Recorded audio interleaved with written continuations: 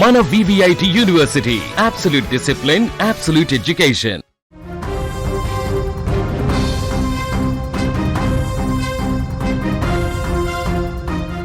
Hyderabad to Warangal జాతీయ రహదారి 163 ఇప్పుడు మృత్యు కూపంగా మారింది. ప్రయాణికులకు కంటి మీద కునుకు లేకుండా చేస్తుంది.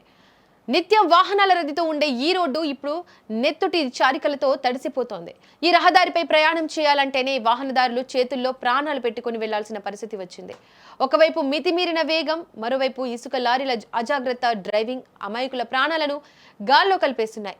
కేవలం వారం రోజుల వ్యవధిలోనే 8 మంది ఈ రహదారిపై ప్రాణాలు కోల్పోవడం ఇక్కడి భయానక పరిస్థితికి అద్దం పడుతోంది.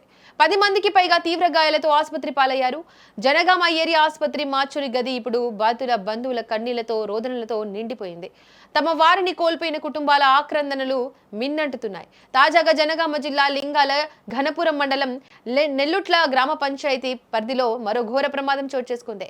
తెల్లవారుజామున సుమారు 2 గంటల సమయంలో చీకట్లోనే 3 యువకుల ప్రాణాలు అనంత వాయువుల్లో కలిసిపోయాయి.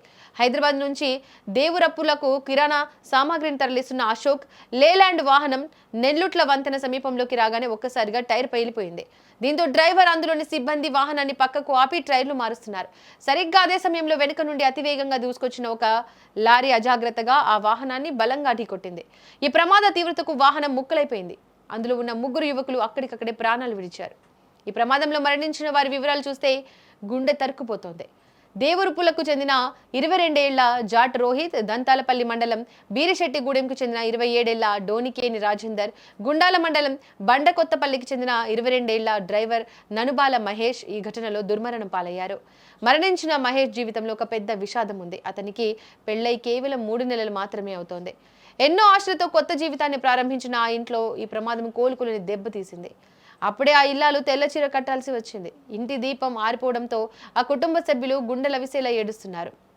తిరిగి వస్తానని చెప్పి వెళ్లిన కొడుకు శవమై రావడంతో తల్లిదండ్రులు కన్నీరుమున్నీరవుతున్నారు. తమను ఉద్ధరిస్తాడనుకున్న కొడుకు లేకపోతే ఇక తమకు దిక్కెవరంటూ ఆ వృద్ధ దంపతులు పడుతున్న వేదన వర్ణనాతీతం. ఇసుక లారీల యాజమానుల నిర్లక్ష్యం, డ్రైవర్ల మత్తుమందు వల్లే ఈ ఘోరాలు జరుగుతున్నాయని స్థానికులు మండిపడుతున్నారు.